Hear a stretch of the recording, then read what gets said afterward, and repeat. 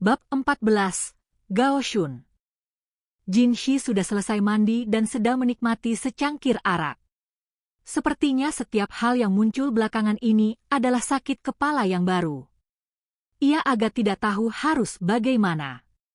Seolah semua hal lain yang memperebutkan perhatiannya belum cukup, beberapa hari lalu, ia hampir terbunuh.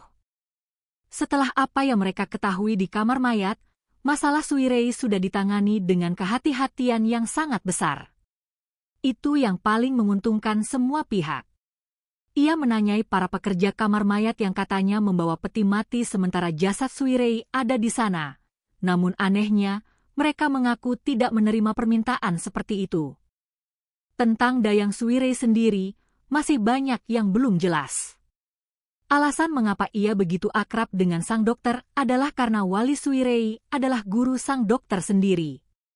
Rupanya, guru ini melihat bakat Sui Rei dalam dunia medis dan mengangkatnya sebagai putri angkat beberapa tahun lalu, namun tidak banyak yang diketahui lebih dari itu. Jin Shi melihat bahwa situasi ini kemungkinan besar tidak akan segera terselesaikan, namun itu bukan hal baru. Ada banyak masalah yang tidak terselesaikan, yang hanya menumpuk begitu saja. Yang paling bisa ia lakukan dengan masalah-masalah seperti itu adalah menyimpannya dalam pikiran untuk masa depan. Ia harus fokus pada apa yang bisa ia lakukan saat ini. Jin Shi terkejut oleh bunyi retakan bara, namun ketika ia melihat keluar, dunia sudah memutih dengan salju. Mulai dingin. Ia mengambil jubahnya dari sofa tempat jubah itu tergeletak dan memakainya. Gemerincing logam terdengar dari pintu masuk. Bangunan itu dirancang agar suara itu bisa terdengar dari hampir mana saja. Jin Shi tahu siapa yang kemungkinan akan datang. Seperti yang ia duga, asistennya, dengan dahinya yang selalu berkerut, masuk ke dalam ruangan. Ia sudah kembali dengan selamat, kata Gao Shun. Maaf sudah merepotkanmu sebegitu sering. Jin Shi sudah menginstruksikan Gao Shun untuk mengantar Mao Mao pulang setiap kali waktunya sudah malam. Bagaimanapun juga, dalam menyelamatkan Jin Shi, ia sudah melukai kakinya. Ia khawatir jika ia dibiarkan sendiri, lukanya akan terbuka lagi. Bukan itu saja yang menjadi kekhawatirannya. Ada pula si eksentrik, Lakan. Sejauh yang Jin Shi bisa lihat, pria itu berkata jujur tentang menjadi ayah kandung Mao Mao, namun sikap Mao Mao dalam hal itu sudah lebih dari jelas bahwa hubungan mereka bukan hubungan yang biasa. Pandangan umum di istana adalah bahwa kamu tidak pernah bisa tahu apa yang mungkin dilakukan Lakan, dan Jin Shi lebih suka tidak mengambil risiko. Lakan juga ada sangkut pautnya dengan Mao Mao yang berhasil sampai ke altar selama ritual itu. Tidak diragukan lagi prajurit yang memukulnya sekarang sudah sangat menyesali tindakannya. Salah satu berkah Jin Shi adalah bahwa berbeda dengan beberapa orang lain di istana, Gao Shun bisa membacanya cukup baik untuk tahu kapan harus membiarkannya sendirian mengerjakan pekerjaannya. Bagaimanapun juga, ini adalah orang yang sudah ditugaskan kepada Jin Shi sebagai tutor hampir sejak ia disapih. Terlepas dari pemisahan singkat ketika Gao Shun dikirim untuk mengerjakan pekerjaan lain, ia tentu termasuk orang yang paling mengenal Jin Shi. Ketika ia mempertimbangkan bahwa istri Gao Shun sendiri adalah ibu susu Jin Shi melihat bahwa ia mungkin tidak akan pernah bisa melunasi utangnya kepada pria ini. Kita akan ada di istana belakang besok. Ya, Tuan. Gao Shun mengeluarkan 2 mangkuk dan sebuah teko. Isinya cairan yang manis menjijikan, mereka harus meminumnya setiap hari agar efek penuhnya bisa dirasakan. Gao Shun menuangkan isi teko ke dalam 2 mangkuk perak, lalu ia mengambil tegukan pertama. Ini adalah peran yang mungkin dengan semangat diasumsikan oleh Mao Mao, namun tidak ada gunanya menyuruhnya mencicipi. Tidak berpengaruh pada wanita. Gao Shun mengerutkan dahi lebih dalam saat ia meneguk habis minuman itu, kemudian ia menunggu beberapa saat. Sepertinya tidak apa-apa. Tidak ada yang tidak biasa. Tidak ada yang tidak biasa, kecuali rasanya selalu tidak biasa. Campuran itu mengandung sejenis tepung kentang yang diimpor dari negeri lain, dengan efek samping yang sangat spesifik. Tepung kentang itu hanya salah satu dari beberapa bahan yang harus Jinshi dan Gaoshun konsumsi setiap hari. Baiklah. Jinshi mengangkat mangkuknya, menjepit hidungnya, dan menuangkannya ke dalam tenggorokan dalam satu tegukan panjang. Ia mengusap cipratan cairan dari mulutnya dengan punggung tangan, kemudian menerima secangkir air dingin dari Suiren. 5 tahun minum benda ini, dan ia tidak pernah terbiasa. Sebaiknya kamu tidak menutup hidung seperti itu saat ada orang yang melihat, kata Suiren. Aku tahu itu. Kamu terlihat seperti anak kecil kalau begitu. Aku tahu itu. Jinshi duduk di sofa, cemberut. Nada suaranya, cara berbicaranya, cara berjalan dan bergerak, ia harus selalu memperhatikan semuanya. Sang Kasim Jinshi berusia 24 tahun. Ia menegakkan tubuh, berusaha menampilkan wajah resminya yang terbaik, namun rasa obat itu masih tertinggal di mulutnya, membuat bibirnya menyeringai. Gaoshun mengerutkan dahi. Anda tidak perlu meminumnya, Tuan, jika Anda sangat membencinya. Inilah yang menjadikan aku siapa aku. Sebagai seorang Kasim. Sudah 5 tahun sejak Kaisar saat ini mengambil alih istana belakang. 5 tahun, hampir 6, Jinshi terus mengenakan topeng yang bengkok ini. Tahun demi tahun meminum obat yang membuatnya bukan seorang pria. Ia melakukannya meskipun Kaisar sudah memberitahunya bahwa ia bisa berbuat sesuka hati di sekitar para selir yang berperingkat lebih rendah dan para dayang yang tidak seprestisius mereka. Gaoshun menyentuh kerutan di dahinya. Kalau terlalu lama begini, Anda tidak akan pernah bisa memulihkan fungsinya. Jinshi menyemburkan airnya atas kata-kata itu. Ia meletakkan tangan ke mulutnya dengan tatapan protes kepada Gaoshun. Gaoshun balik menatapnya, seolah ingin menyampaikan bahwa sesekali ia akan menyuarakan pendapatnya. Yah, hal yang sama berlaku untukmu juga, kata Jinshi. Tidak begitu. Bahkan bulan lalu, seorang cucu sudah lahir untukku. Tampaknya maksud Gaoshun adalah bahwa anak-anaknya sudah dewasa. Ia tidak perlu lagi menghasilkan keturunan. Berapa usiamu sebenarnya? 37. Jika fakta yang Jinshi miliki benar, Gaoshun menikah pada usia 16, dan pasangan itu memiliki 1 anak setiap tahun selama 3 tahun berikutnya. Saudara-saudara susu Jinshi. Ia sangat akrab dengan putra bungsu Gaoshun. Faktanya, pemuda itu sudah terbukti sangat membantu baru-baru ini dalam kasus keracunan makanan yang melibatkan rumput laut. Pemuda yang menemani Mao-Mao ke rumah sang pejabat, itu adalah dia. Mana dari 2 kakak beradik yang lebih tua itu yang memiliki anak? Putra sulung saya. Dan saya pikir putra bungsu saya perlu segera mencari istri. Ia baru 19. Ya. Sama persis dengan Anda, Tuan. Gaoshun secara khusus menahan diri untuk tidak menggunakan nama Jinshi. Jinshi adalah pria berusia 24 tahun yang menjadi Kasim 5 tahun yang lalu. Ia tidak mungkin berusia 19 tahun. Gaoshun jelas berpikir ia sedang menyampaikan suatu maksud. Jinshi, amati. Mungkin ia merasa Jinshi seharusnya segera mendapatkan beberapa teman wanita, seperti yang sudah dilakukan Kaisar. Jinshi menyilangkan kaki dan memandangi Gaoshun dengan ekspresi sepolos yang ia bisa. Aku ingin menggendong cucuku. Segera. Jadi mari kita selesaikan tugas ini dengan cepat, tampaknya ingin disampaikannya. Akan saya usahakan. Gaoshun menerima teh panas dari Suiren dan menyeruputnya. Jinshi, mengabaikan tatapan muram asistennya, meminum sisa airnya. Satu lagi putaran kunjungan rutin ke para selir Kaisar berlangsung tanpa hambatan. Selir Loulan tampaknya sudah beradaptasi di istana belakang tanpa kesulitan apapun.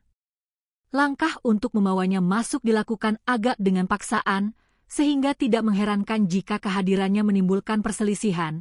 Namun baik selir Gyokuyo maupun selir Lihua tidak cukup pemarah untuk membiarkan si pendatang baru mengganggu mereka. Ya, pernah ada ketegangan di antara keduanya setelah kelahiran anak-anak mereka masing-masing, namun itu merupakan pengecualian. Sejak saat itu mereka sudah mempertahankan hubungan yang berjarak namun cordial. Adapun selir Lishu, ia terlalu pemalu untuk menjadi pihak yang memulai perselisihan. Selalu ada kemungkinan para dayangnya yang bisa memprovokasi ia ke dalam perkelahian. Ia harus terus mengawasi situasinya. Kediaman mantan selir Duo kini tampak menyedihkan baginya di bawah penghuninya yang baru. Di bawah nyonya lama, tidak ada satupun perabotan yang tidak berguna yang terlihat. Namun kini setelah nyonya baru pindah, pavilion itu sudah berubah menjadi pameran berlebihan yang memusingkan mata. Ayah selir Loulan adalah seorang pria yang sangat disukai oleh mantan kaisar, atau lebih tepatnya, oleh Ibu Suri lama, dan di bawah pengaruhnya lah jumlah wanita istana membengkak hingga penuh 3.000 orang. Saat ini, selir Gyokuyo yang paling utama dalam kasih sayang yang mulia, dan selir Lihua berikutnya. Namun sebagai penguasa ia tidak bisa membatasi kunjungan malamnya hanya kepada selir-selir yang paling ia sukai. Jika istana belakang membantu menjaga keseimbangan kekuasaan dalam istana kekaisaran, maka ia pun bisa mengganggu keseimbangan itu. Kaisar tidak bisa salah menangani Loulan, dan Jin Shi diberitahu berhati-hati untuk mengunjunginya setidaknya sekali setiap 10 hari. Hal ini tentu saja mengkhawatirkan selir-selir lainnya. Ya, Yang Mulia mengunjungi mereka lebih sering dari Loulan, namun siapa yang tahu siapa yang akan hamil dan kapan, dan siapa yang tidak? Meski begitu, kecocokan memang berarti sesuatu, dan jelas bahwa Loulan tidak membangkitkan minat kaisar dengan cara yang sama seperti beberapa selirnya yang lain. Memandanginya, Jin Shi pikir mungkin ia bisa memahami mengapa. Ketika putri sang apoteker memberikan kuliahnya, Loulan sudah dihiasi dengan aksesori yang paling tidak terduga, sebuah ornamen berlebihan yang menampilkan bulu-bulu burung dari negeri selatan. Namun meskipun kadang-kadang Loulan berpakaian dalam gaya negeri selatan, di lain waktu ia mengenakan busana dari suku-suku utara. Tidak lama setelah ia mengenakan pakaian dari timur, ia sudah menggantinya dengan gaun dari barat. Dan setiap kali, rambut dan riasannya berubah untuk melengkapi pakaiannya. Sudah cukup untuk membuat kaisar merasa seperti ia sedang melihat orang yang berbeda setiap kali mengunjunginya. Dalam keadaan seperti itu, klaimnya, sulit baginya untuk masuk ke suasana yang tepat. Selir Lishu adalah satu lagi yang menghadirkan tantangan tersendiri bagi suasana, namun karena alasan yang berbeda. Kaisar secara naluriah menolak selera mantan ayahnya dan menolak untuk menyentuh, apalagi menjadikan kekasih, seorang gadis yang masih bisa disangka seorang anak. Perut Ibu Suri menyimpan bekas luka besar, karena ia melahirkan Yang Mulia Kaisar saat ini ketika masih sangat muda, tubuhnya terlalu kecil untuk tugas itu. Saluran lahir terlalu sempit, anak itu dilahirkan dengan membelah tubuhnya. Sempat dipertanyakan apakah sang ibu akan selamat dari persalinan itu, namun ia dan anaknya keduanya keluar dengan selamat.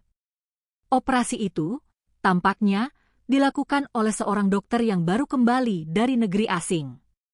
Keahliannya begitu luar biasa sehingga meskipun ia meninggalkan bekas luka, kemampuan Ibu Suri untuk melahirkan anak tetap terjaga, dan lebih dari 10 tahun kemudian ia hamil dan melahirkan lagi. Hingga akhir hayatnya, inilah satu-satunya keturunan yang pernah dimiliki mantan kaisar. Namun ada komplikasinya.